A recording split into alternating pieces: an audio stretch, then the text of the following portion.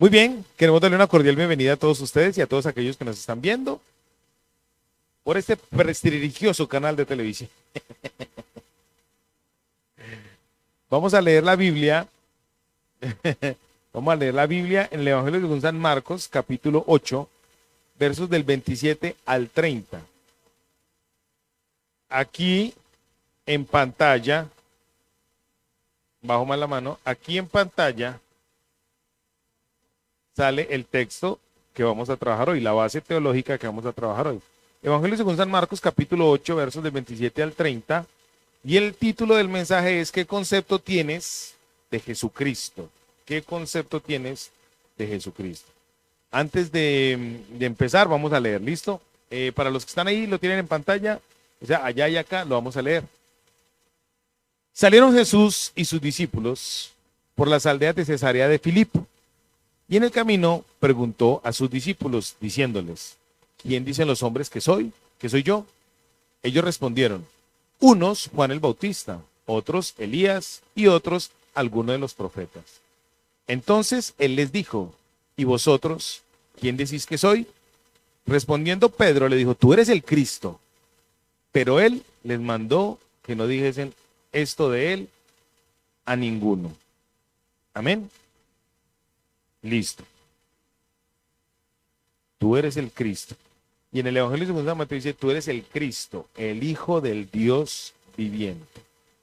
Muy bien, ¿qué concepto tienes tú acerca de Jesús? Antes de comenzar, quiero hacer, como siempre, una pequeña introducción acerca del libro.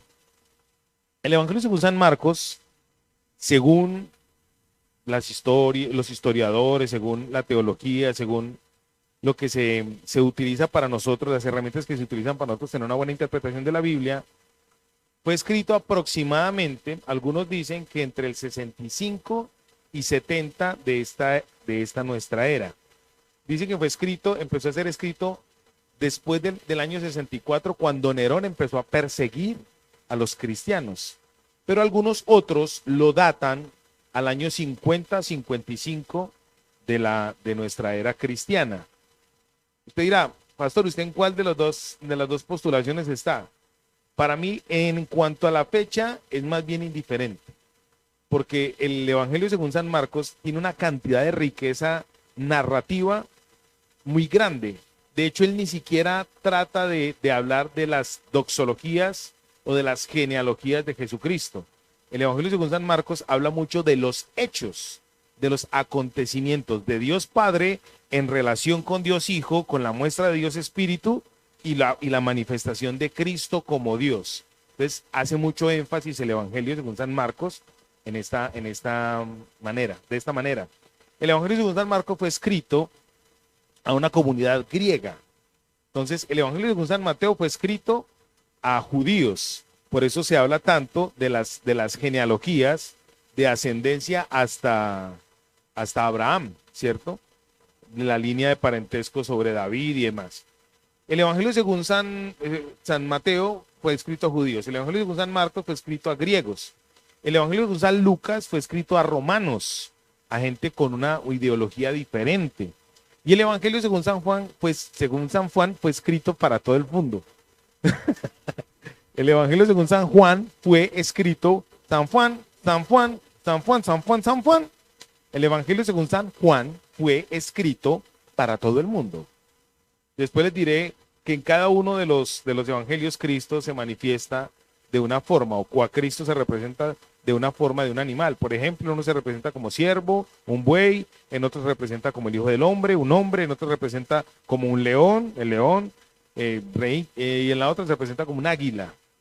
Todo tiene que ver con las simbologías celestiales. Amén. Bueno, muy bien. Para comenzar, entonces, quiero comentarles algo. Según lo que yo quiero compartir hoy, que Dios me dio para darle a usted hoy, es qué concepto tenemos acerca de Jesucristo. Todos los que estamos aquí tenemos un concepto de Jesucristo interesante. Algunos lo tenemos como Señor, algunos lo tenemos como Salvador, algunos le decimos Padre. Las diferentes religiones o sectas o doctrinas tienen su percepción de Jesucristo. Por ejemplo, hay unos que dicen que Jesús es todo, el Padre, el Hijo, el Espíritu Santo, que no hay nada más sino Él. Hay otros que lo tienen como un profeta. De hecho, el Islam tiene a Jesús como un profeta, pero una cosa curiosa, yo he tratado de leer varias veces el Corán y en las traducciones que he encontrado del árabe al español, hay unas que son se asemejan mucho al original del libro santo, del libro sacro, del Corán. Y resulta que el del Corán habla más de Jesús que del mismo Mahoma. Hasta en ese libro hablan más, tiene una preeminencia más alta Jesús que el mismo Mahoma. Entonces hay muchas personas que tienen conceptos diferentes de Jesús. Por ejemplo, en el Oriente, de hecho en el mismo territorio de Israel, la nación santa, se tienen muchos conceptos acerca de él. Uno lo ven como un loco, a otros les da rabia que siquiera pronuncien el nombre de Jesús. En fin, hay una cantidad de conceptos acerca de Jesús. Hoy vamos a empezar con una pregunta. ¿Qué concepto tiene usted de Jesús? ¿Qué concepto tiene usted de Jesús? Y según este pasaje hay varios puntos que yo quiero darle a usted para que empecemos a explorar y profundizar más acerca del concepto que tenemos de Jesucristo. Amén. Bueno, primero, en el verso 27 dice lo siguiente: salieron Jesús y sus discípulos por las aldeas de Cesarea de Filipo. Me gusta mucho porque ahí está la primera separación, el primer punto. Jesús salió de un lugar. ¿De qué lugar salieron ellos? ¿Alguien sabe? De Betsaida. Ellos salieron de Betsaida. Y ahí yo quiero empezar a hacer algo, un ejercicio. En la Biblia dice que Jesús es la luz del mundo. Jesús es el resplandor, la gloria de Dios. En el Evangelio según San Marcos, el evangelista está tratando de hacer mucho énfasis en la manifestación de la gloria de Dios a través de la persona de Jesucristo. Él está súper interesado en eso. Por eso siempre muestra a Jesús como lo que es Él, la deidad. Ejemplo, en el Evangelio según San Marcos, capítulo 1, déjese paradito el 8 y váyase conmigo para el capítulo 1, verso 1, dice: la presentación de Marcos para Jesucristo en el Evangelio, o la percepción que él quiere dar, es la siguiente. Dice: principio del Evangelio de Jesucristo, Hijo de Dios. Marcos, ¿cómo presenta a Jesús? De una vez empieza presentándolo como el Hijo de Dios. Entonces, este Evangelio está muy interesado en que se vea que Jesús es la luz del mundo, el resplandor de Dios, el resplandor de la gloria de Dios. Si ustedes miran en estos primeros 8 capítulos del Evangelio según San Marcos, Jesús empieza haciendo milagros, señales, prodigios, sanando enfermos, hablando de las buenas noticias, hablando de que el reino se ha acercado, presentándose como el Hijo del Hombre, enseñando una cantidad de cosas interesantes acá. Pero en este capítulo 8 empieza a haber un giro. Y enseguida les voy a hablar cuál es el giro. El giro es que empieza él a mostrar lo que debe ser el concepto de salvación a través de su sufrimiento. Ojo con esto, su sufrimiento, el sufrimiento de Cristo, no el sufrimiento nuestro, sino el sufrimiento que Cristo tuvo que padecer por cada uno de nosotros. Entonces acá empieza a hacer un giro. El último milagro que hubo, antes de él preguntarles a ellos, ¿quién dice la gente que soy yo?, fue que un ciego en Betsaida recobrara la vista. Jesús quería que ese ciego, ¿qué pasara con él? Lo conociera, que le viera, que le reconociera, que tuviera cercanía con él. Y este evangelio es muy bacano porque es como este ciego y Bartimeo es como un paréntesis. Es como un paréntesis. Hay un giro en el evangelio donde él hace señales, milagros, prodigios y enseña acerca del reino. Pero aquí en este capítulo en adelante empieza a mostrar y a anunciarles a sus discípulos que era necesario que él padeciera. Y ahí en este evangelio empieza a mostrar cómo selecciona cómo selecciona a 3 discípulos, a 3 de su núcleo más cercano. Son Pedro, Jacobo y Juan. Cuando el Señor se fue para el monte de la transfiguración, capítulo 9 de Marcos, versos creo que es del 2 en adelante, del 2 al 8. Cuando él se fue para el monte de la transfiguración, se llevó a Pedro, a Juan y a Jacobo. Y allá se transfiguró. La palabra transfigurar en griego es metamorfo. Allá sufrió una metamorfosis, una glorificación antes del padecimiento. Pedro no sabía. En ese momento, ¿qué pasó con Pedro? En el momento de la transfiguración. Dice que una luz les resplandeció y los vestidos de Cristo eran más blancos que que la nieve misma, que la nieve más blanca. Dicen en el texto de Marcos que ningún lavador podría haber lavado esa vestidura para que quedara de esa manera tan blanca. ¿A qué quiero llegar yo con esto? Que lo que Dios quiere hacer con usted y conmigo a través de la persona de Jesucristo es abrirnos a usted y a mí los ojos para que tengamos un concepto claro de quién es Jesucristo. Yo sé que ustedes son cristianos ya, todos los que estamos aquí somos cristianos. Sobre todo los de esta nave son cristianos. Ustedes que son más bien nuevitos, les voy a hablar a ustedes.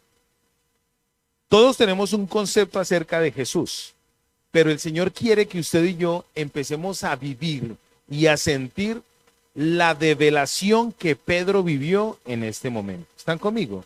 Y así que les voy a hablar de cómo es esa transición. Muy bien. Hay unas comillas, un ciego, el ciego de Betsaida, y las otras comillas, Bartimeo el ciego. En el capítulo 8, verso 21, Cristo les dijo a sus discípulos, ¿cómo aún no entendéis? El Señor Jesús le pregunta a sus discípulos, antes de hacer la sanidad del ciego, ¿ustedes cómo no han entendido todavía que yo soy? Llevo ya, vamos a gustar 3 años y ustedes todavía no han entendido. Entonces, la pregunta para nosotros es esta: ¿cuánto tiempo llevas tú en el Evangelio? ¿Cierto? Estando tanto tiempo en el Evangelio, hay que hacernos una pregunta. ¿Todavía estamos esperando los milagros de Jesucristo como certificación de que, Señor, si usted es Dios, entonces me voy a encontrar la plata de los servicios? Señor, si usted, por estas 1000 crucecitas que yo voy a... Es bien importante esto. El tiempo no determina la madurez espiritual que uno tenga. Ellos estaban andando con Dios mismo, con el Todopoderoso estaban andando ellos, y aún su entendimiento, ¿cómo estaba? Cegado. En el paréntesis de los 2 ciegos me gusta mucho, porque los 2 en algún momento habían visto. Los 2 ciegos, tanto el de Betsaida como Bartimeo, en algún momento habían visto. Porque a Bartimeo el Señor le pregunta, ¿qué quieres que te haga? Y él dice que recobre la vista. Y el ciego, a Bartimeo, y el ciego de Betsaida, el Señor le empieza a decir, se lo llevó para un lado, le escupió en los ojos y le dijo, ¿qué ve? Yo me imagino esa escena de cuando el Señor lo cogió y se lo llevó, y no se lo llevó así, vamos muchacho. Se lo llevó porque en el griego original hay una expresión no de agresividad, sino de fuerza. Se lo llevó, le escupió en los ojos y empezó a sobar. Venga, yo le quito esas escamas, porque en el griego dice que a lo que le cayó a este tipo fue como una especie de catarata, se la quitó el Señor. Y el Señor le dijo, ¿qué ves? Y él dijo, veo a los hombres como árboles. ¿Cuántas veces usted y yo, en nuestra vida espiritual, en nuestro caminar, ojo que esta palabra es clave aquí, caminar en nuestro camino, hemos visto a Dios difuminado? No lo hemos visto claramente. No lo hemos visto claramente por 2 razones que están en este texto.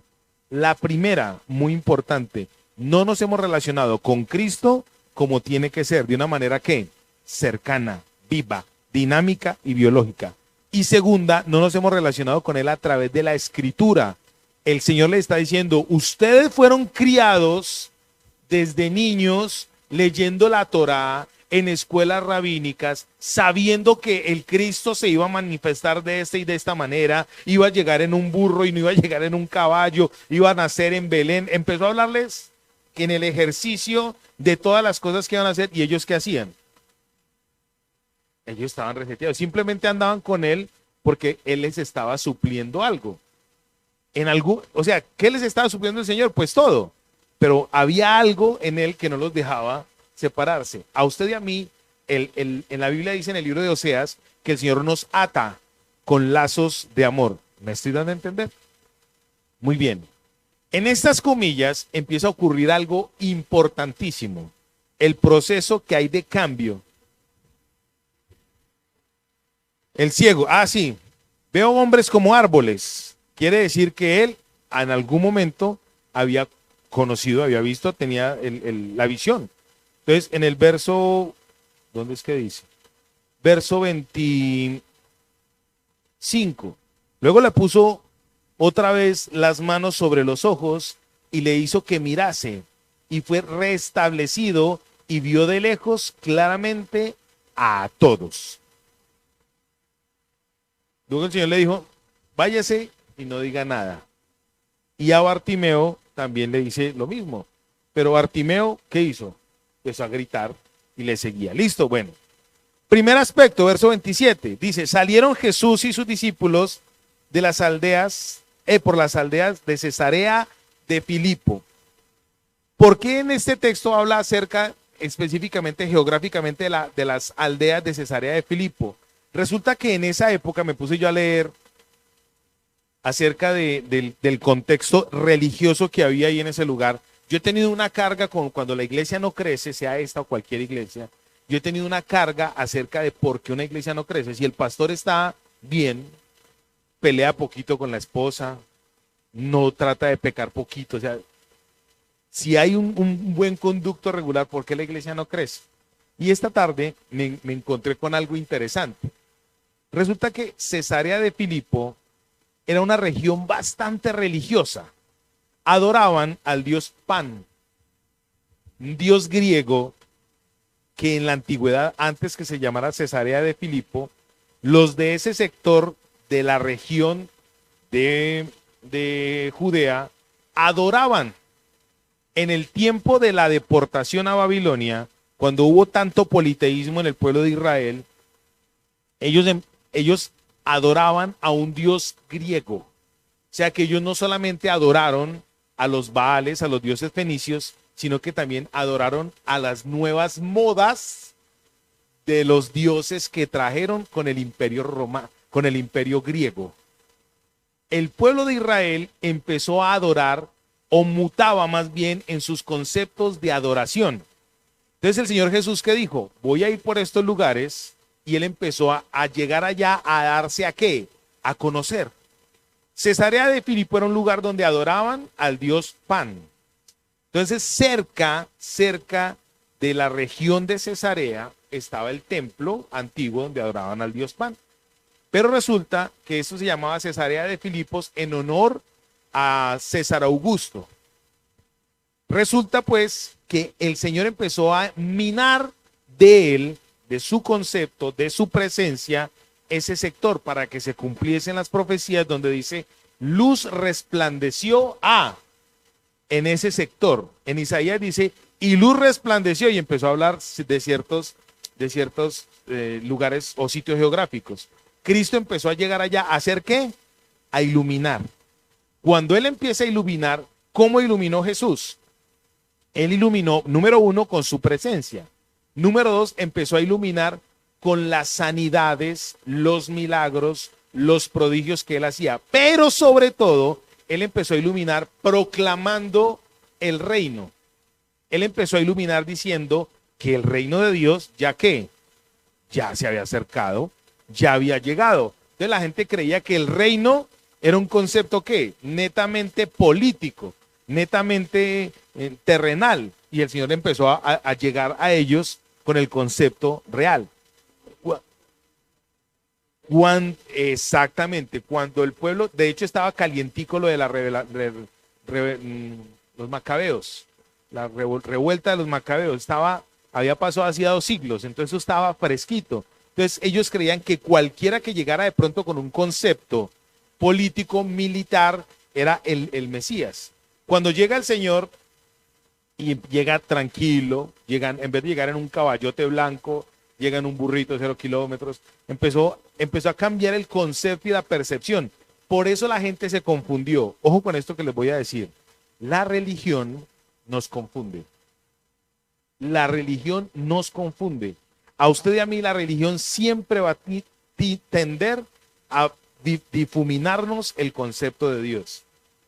Siempre vamos a ver al Dios Pan, al Dios griego por allá lejano que no se acerca a nosotros. El Dios por allá que está esperando que usted se porte mal para tirarle el rayazo. No tenemos un concepto del Dios que hizo con nosotros, que se acercó a nosotros. Hoy nosotros como discípulos, yo sé que este mensaje ya lo he compartido, pero a mí estas cosas no es malo que yo se las repita, y sobre todo porque vamos a empezar a hablar de doctrina de salvación fuertemente en estos días.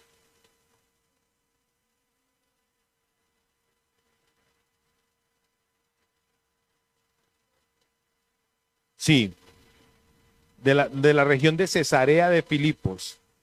Ellos adoraban y se dejaban permear por las nuevas ondas de la religión. Me voy a explicar mejor. Voy a hablar algo así, un parentesco, un paralelo. Por ejemplo, cuando yo nací espiritualmente, hace 25 años, había un mover muy fuerte acerca del neopentecostalismo. Hace 25 años aproximadamente, 30 años. Y en la época en que yo nací, había acá en Colombia una denominación que estaba entrando muy fuerte con la visión que Dios le había dado a un pastor específico, el G12, la Misión Carismática Internacional. Entonces se mezcló el neopentecostalismo con la visión que Dios le dio a este hombre en Bogotá, acá en Colombia, pero la visión se la dio a él. Esa visión yo nunca he dicho que es del diablo, esa visión es de Dios, pero se la dio a él. A él. El problema es que la gente empezó a decir que todo el mundo se tenía que convertir a eso para que creciera la iglesia. Entonces era una moda, una moda. Por ese mismo tiempo había un hombre que tenía una fuerza impresionante, se llama Cash Luna, con sus noches de gloria. Todo eso está bien, ¿sí o no? Pero son olas de moda religiosa, espiritual. En ese momento, cuando Cristo llegó y estaba evangelizando en las aldeas de la región de Cesarea, él estaba depurando todos los conceptos que habían de esos dioses que había en ese sector. Los templos que se habían levantado 250 y 300 años atrás, cuando llegó el imperio griego a dominar sobre esta región, les habían hecho un hueco impresionante a los que eran de esa región, a los judíos de esa región. Hoy en día, a usted y a mí, las modas de la itinerancia religiosa hacen en nosotros una mella impresionante. Y máxime si nosotros no leemos la Biblia. Si nosotros no leemos la Biblia, empezamos a meterle a la iglesia y a la relación de congregación conceptos que son hasta satánicos. Por ejemplo, escuché yo una vez un pastor que enseñó acerca de la visualización. Visualice, hermano, lo que usted quiere y atráigalo y tal y tal. Yo decía, muy teso eso, porque esos términos son términos de la nueva era. Los términos de visualizar, de atraer, son términos de la nueva era. Y el hombre los sustentaba con conceptos bíblicos. Entonces yo decía, vea, lo que es una doctrina con un poquito de levadura. Acá en este pasaje, en el capítulo, creo que es en el capítulo 7, el Señor está hablando de la levadura de los fariseos. Todo lo que venga de Dios con un poquitico de levadura del hombre, ¿qué pasa? Leuda toda la masa. Cuando yo empecé en el Evangelio, hace más o menos 20 años, yo nací hace 25 años, pero en mi proceso hace 20 años aproximadamente, empezó con mucha fuerza la teología de la prosperidad. Era otra moda, la otra moda del concepto de iglesia. En el 2005 aproximadamente yo empecé a pastorear jóvenes. Y en ese tiempo yo predicaba de gorra, trataba de ser una predicación muy fresca. Yo en mi concepto trataba de ser una predicación muy fresca, sin ningún tipo de estereotipos y tal, valga la redundancia, sin ningún concepto de estereotipo. Yo trataba de ser el estereotipo diferente y tal. Y entonces empecé a ver una ola después de eso, una ola de que en el altar ya los músicos no usaban corbata. No estoy diciendo que la corbata sea sino que estoy hablando de modas. ¿Sí me estoy dando a entender? Modas. Entonces resulta que ya los músicos no usaban la corbatica aquella y tal, sino que ya todos eran muy sport. Ministros de camiseta, ministros, ¿sí? Y hoy en día eso todavía está teniendo mucha fuerza. Estoy hablando de hace 15, 16 años más o menos que viene esta moda. Son modas donde los músicos empiezan a tomarse atribuciones que no les competen. Por ejemplo, músicos que están cantando y si son profetas, pues la Biblia dice que la profecía tiene un orden. Hay que respetar el orden bíblico para que la profecía sea ¿qué? Asertiva, puntual de Dios.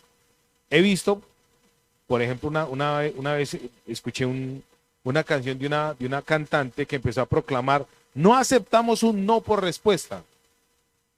Son modas que empiezan a creer que porque están frente a una multitud tienen toda la autoridad para hablar. Otro ejemplo, lo que permea la iglesia. He visto iglesias que toman los conceptos de un actor, una actriz, una persona de la farándula, como si esa persona tuviese todo el entendimiento acerca de una materia. Ejemplo, un concepto político. En las pasadas elecciones presidenciales acá en Colombia, yo veía a todos los artistas diciendo sí por el cambio, y empezaban a argumentar como si fueran politólogos. De hecho, quiero hablar ahorita de un punto que está incluido con eso.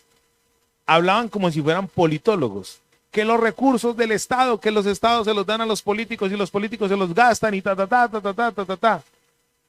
Entonces, en las iglesias se usan esos conceptos como si fuesen conceptos de Dios. Son modas. Jesús en este momento llegó a esas regiones a eliminar ¿qué de ese sector? Las modas religiosas. Por eso hay un paréntesis en medio de dos ciegos. ¿Cómo estaba la gente en ese momento frente al concepto de Dios? Confundida, ciega, no entendían. El Señor Jesús lloraba por ellos y decía: ¿cómo quisiera, Jerusalén, que entendieras el tiempo de tu visitación? Dios a usted y a mí nos está diciendo: ¿cómo quisiera yo hoy que ustedes entendieran el tiempo de la visitación? Este es el tiempo de la visitación. ¿Y quién está disfrutando esta visitación? Muy poquitos. Nosotros, y la disfrutamos a medias, por nuestra carnalidad, por nuestro carácter, por lo que nosotros somos. Porque todavía estamos ¿qué? Nosotros estamos como el ciego de Betsaida, que vemos los hombres como árboles. Estamos viendo así difuminada la vuelta. Y Dios como nos está jalando. ¿Sí me estoy dando a entender? Hoy Dios nos está llamando a que dejemos la moda de la religión y empecemos a entrar en el concepto real de quién es Dios. Verso 27, la parte que sigue después del punto. Y en el camino preguntó a sus discípulos diciéndoles: ¿quién dicen los hombres que soy yo? La palabra, les dije ahorita que la palabra camino es bien interesante acá. En griego suena tejodo. Sí, T-H-O-D-O-T, odo. Camino, odo. Odo. Así dice en griego camino. Ojo con esto. Cristo le preguntó a los discípulos: ¿quién dice la gente que es quién?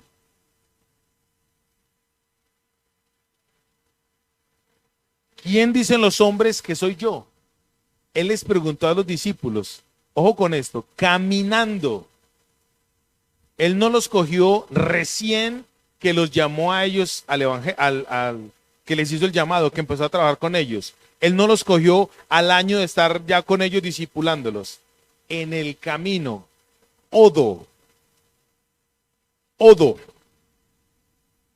cuando estaban teniendo relación con él. Odo en griego significa cuando hay un proceso.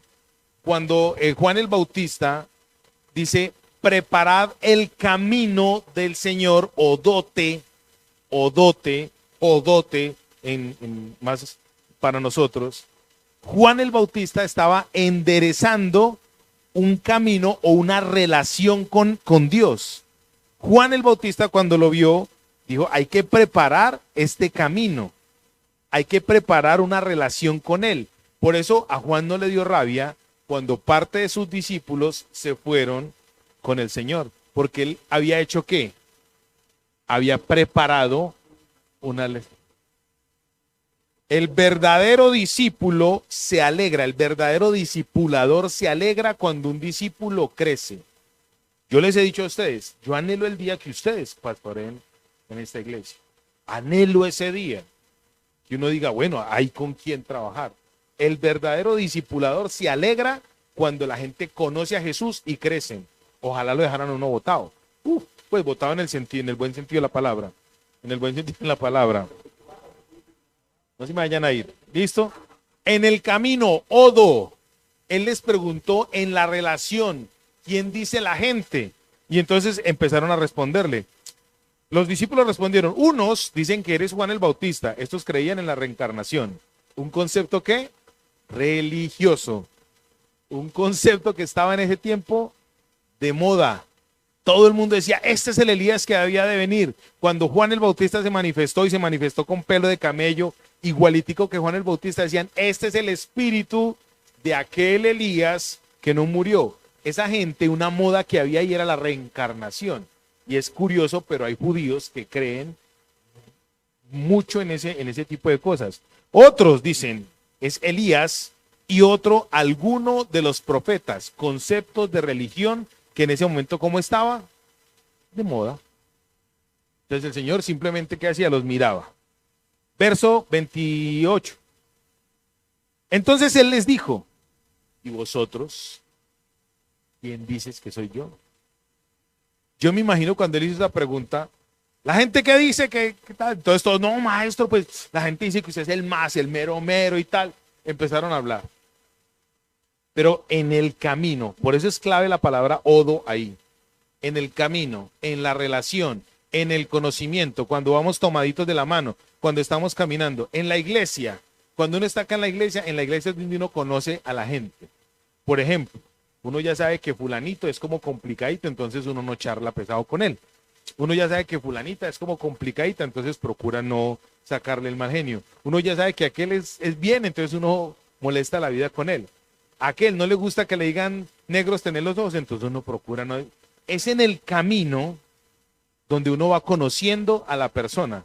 ¿Me explico? El Señor le dijo a ellos, la gente ¿qué dice? ¿La gente tenía relación con él? No. En el capítulo 7, el Señor tuvo una relación con la gente y fue una relación de ministración, una relación servilista, asistencialista.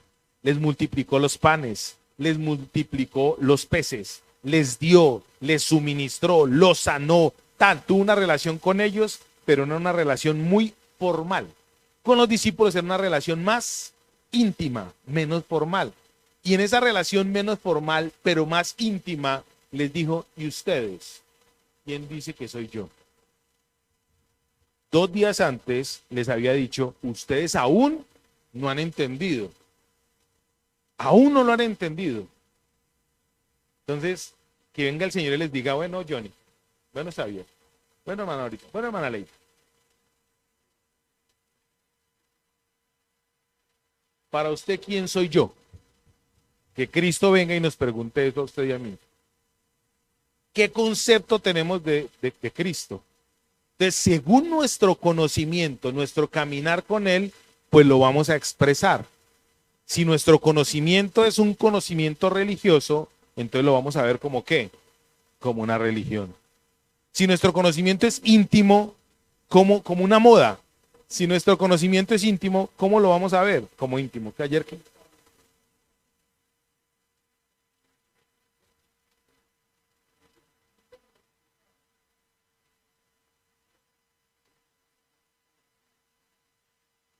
la gente se queda es con el conocimiento, el bagaje de otros, el conocimiento de otros, la información de otros. Entonces Cristo llevó a sus discípulos a un lugar donde más alto, más íntimo. Y me gusta mucho porque cuando salieron de ahí, Él se llevó a sus discípulos para un monte, para el monte de Oreb. Capítulo 9, del verso 12 en adelante, Él empieza, aquí les está hablando de la región donde había un templo de adoración a un dios, al dios Pan y a otros dioses.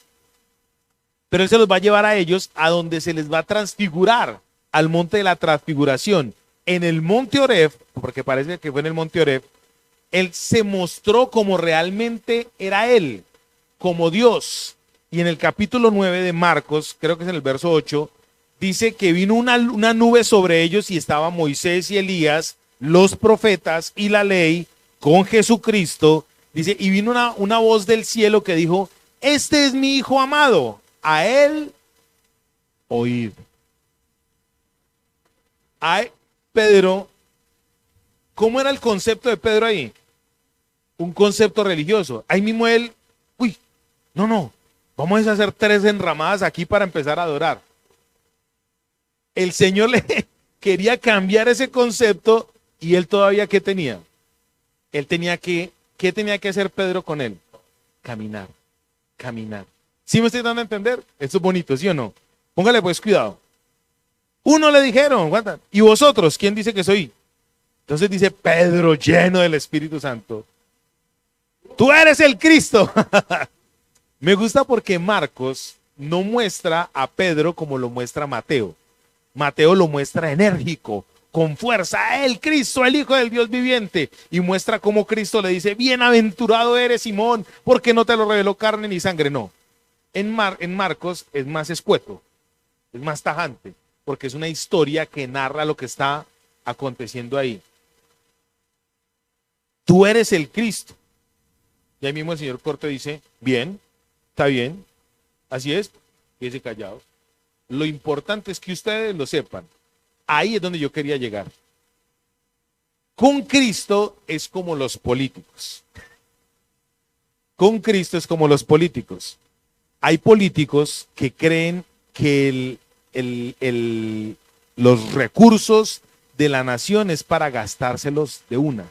Y hay gente que no conoce los procesos de una nación. Me va a explicar. Hay gente que dice, todos los políticos son ladrones. Y la gente cree que los políticos reciben los miles de millones de una vez. No, es un proceso. Los políticos o los dirigentes de una nación tienen que proyectar. Nosotros también como administradores tenemos que proyectar lo que vamos a hacer durante un año. Ejemplo, nosotros para el 2023 teníamos unos recursos programados. ¿De dónde van a venir? No los tenemos, pero sabemos que van a llegar. La nación, ¿de dónde saca esos recursos? De los impuestos de la gente. ¿Pero los recogen de una vez? No, eso es un proceso. Es un proceso. Con Dios es exactamente igual, se llama dispensación. Con Dios es un proceso. Tú, para poder tener el mejor concepto de Cristo, ¿qué tienes que empezar a hacer? Caminar con Él. Por eso la palabra odo es tan importante, porque odo es una relación que se da es en el trasegar, en el andar. Cuando Xavier llegó aquí lo amamos. No, de hecho Giovanni le tenía la mala.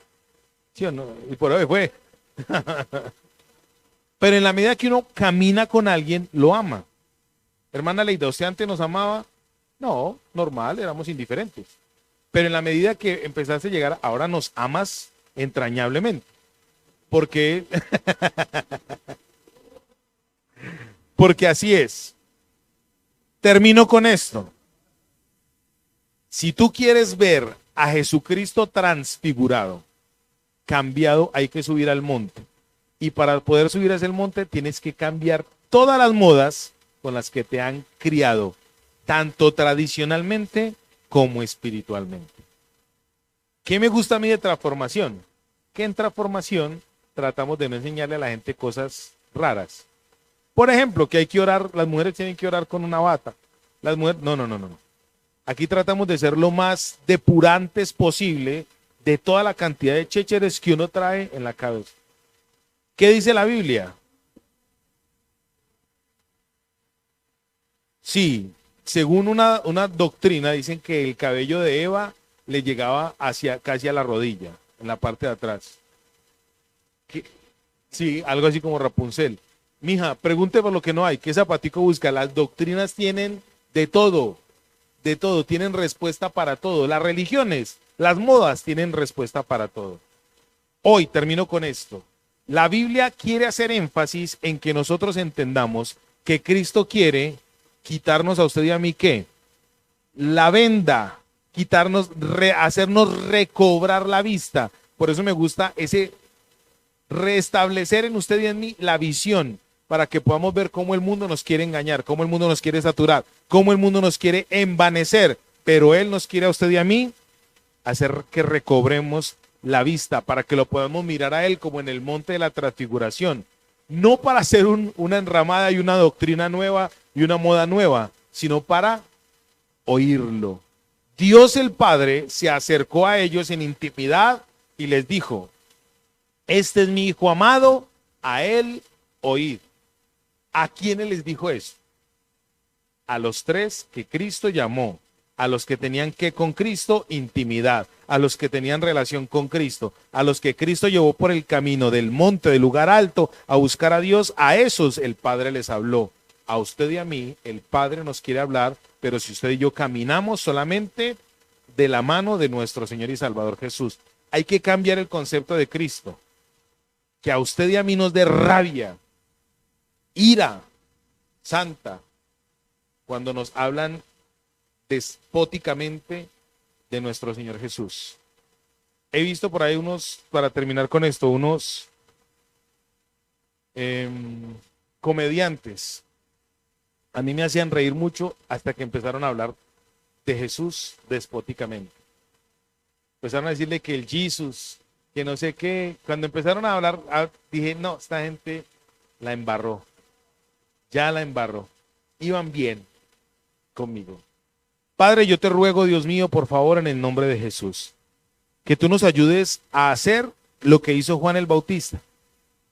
Ir por el camino que establece, que enderecemos las sendas. Cuando Juan el Bautista empezó a proclamar que había que enderezar las sendas, era que había que caminar recto, convirtiéndonos. La palabra conversión en la Biblia tiene esas dos implicaciones. Señor, ayúdanos a entender. Desviarnos del pecado, ir en contravía de lo normal y meternos en la contravía tuya, que es la contravía del mundo. Pero contigo, Dios mío, vamos amparados bajo tu sombra, guardados en tu omnipotencia, Señor. Yo te lo ruego en este día, Dios mío, por favor, que tu mano de poder venga sobre nosotros en el nombre de Cristo. Que nosotros hoy tengamos